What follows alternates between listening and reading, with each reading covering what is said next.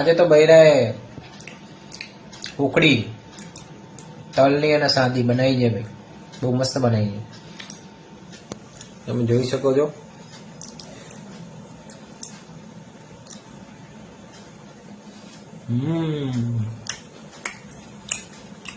એક નંબર બનાવી છે ભાઈ, મજા આવી ગઈ. તમારે ખાવી હોય તો આવી જજો. જો આ સાદી બનાવી છે. હા, એ મસ્ત છે. કોક દાડો રેસીપી શેર કરશું. તો ચલો મળીએ આગળના વિડીયોમાં.